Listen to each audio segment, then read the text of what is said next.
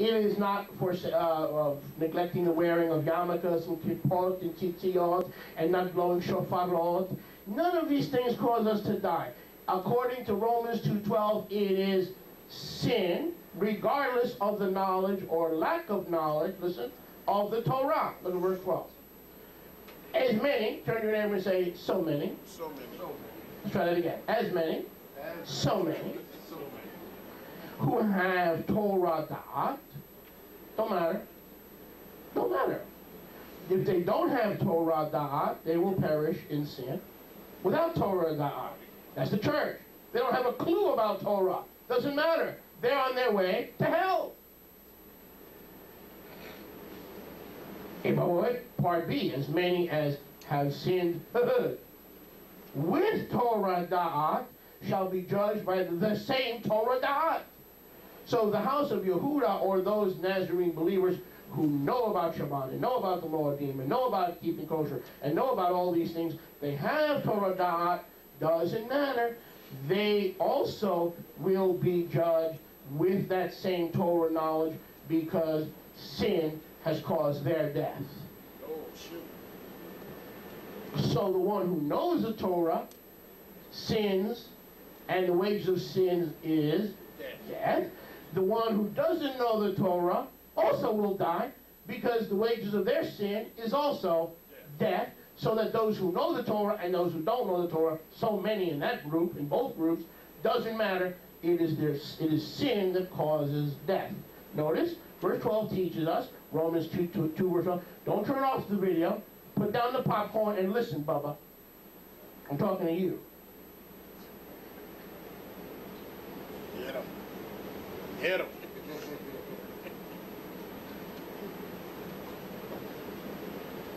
Not the fact that we don't perform Torah perfectly.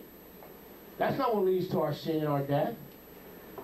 Though we should do Torah to the best of our ability. Meaning, those of us who have Torah knowledge, walk in that knowledge to the best of our ability, but understand when you break the Torah, you're going to die also. And those who have no Torah knowledge, when they break the Torah, even though they have no Torah knowledge, they're going to die also. You understand what I'm saying? So it is not the lack of performing the Torah that causes death. It is what? Sin. Sin is the transgression of the Torah. And in both cases, Judah, Ephraim, Haitians, Puerto Ricans, Caribbeans, Babampians, Pamphilians, Lambilians, Kalubians, I don't care. It doesn't matter if they have Torah knowledge or not. If they don't have the medicine to their sin, they will die. So some people die, some of them, can we talk? Oh, man. Some of the most mean-spirited, slandering, gossiping SOBs you ever want to meet are Torah keepers. That's right. In this movement. That's dirt. And I was one of them to some degree. I mean, I'm not going to completely condemn myself here, but to some degree, I was one of them. All right? I mean, in this movement, we know people that do not talk to each other, that will, when you ask for forgiveness, will not grant forgiveness. When you confess that you were wrong and you ask to please move on, they will not move on. They will not grant forgiveness. They will hold a grudge against you forever. They will never work with you again. Okay? And because you do not interpret the Torah exactly like they do, they may say women should not wear head coverings, only married women should wear head coverings. We, on the other hand, teach that all women should wear head coverings. So because we are wrong, and we have all our women wearing head coverings, but that group only has married women wearing head coverings, because Rabbi Moshe won't change and see the error of his ways, I'm off limits. The Messianic Jews don't talk to the Messianic Israelites. The Messianic Israelites don't talk to the Messianic Nazarenes because they keep too much Torah. The Messianic Nazarenes don't talk to those who are still pagan and believe in the deity of Yeshua, because after all, if you believe in the deity of Yeshua, you're still a pagan. I have people write to me all the time. Dear Rabbi, when are you going to grow up and come out of paganism? Oh, why? no. Because I believe Yeshua is Yahweh Elohim. So they think I'm a pagan. and they won't talk to me. They won't fellowship with me.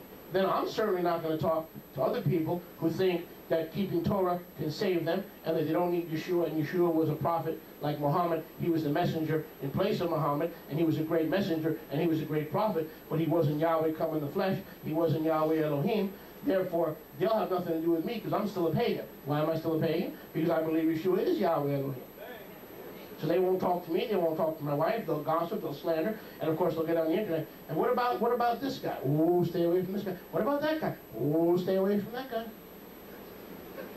And how about the mean-spirited Jews who won't talk to any Messianics or any Nazarenes or any Nazarene Israelites because we believe in Yeshua and they don't, and they're busy kidnapping us, doing things against us, trying to hurt us, trying to take us captive, and trying to break our will so we'll renounce Yeshua. What about Orthodox Judaism? Some of the most wicked, mean-spirited hate mongers who mistreat their wives, who mistreat their children, mistreat our Torah-keeping Jews. That's right.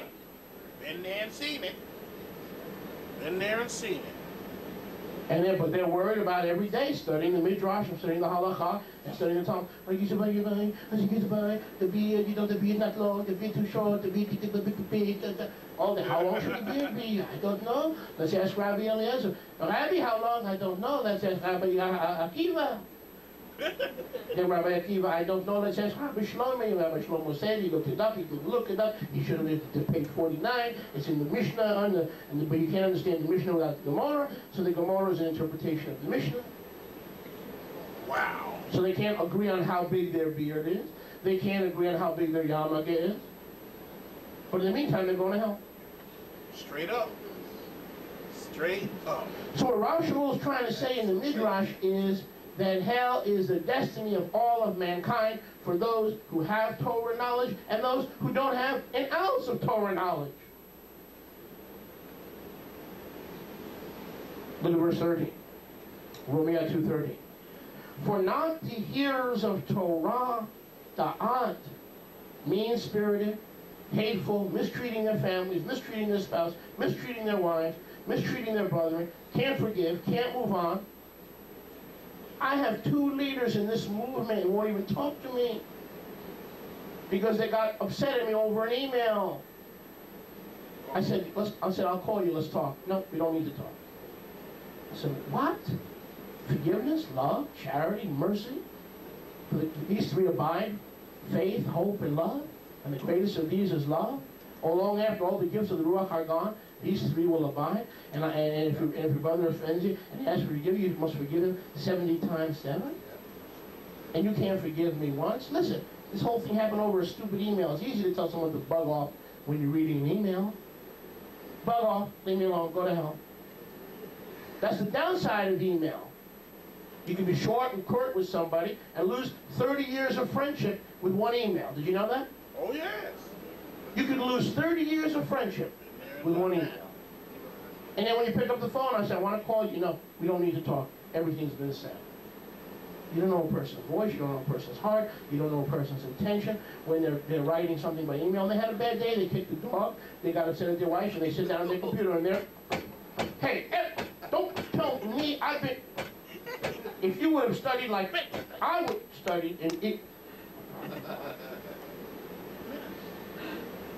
Keyboard cowboys.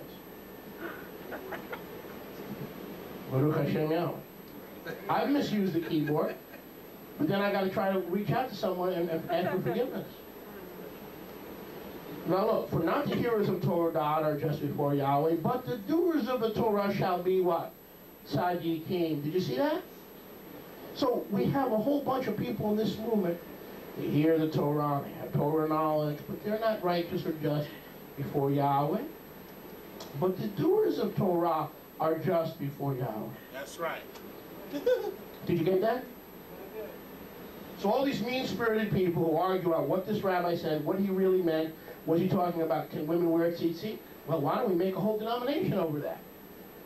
Why don't we leave the synagogue over that? Some people think women should be allowed to wear tzitzit because Yahweh says to all the children of Israel. Other people say no, it's only for men. Right? Do we fight about it? Yes, we do. Do we argue about it?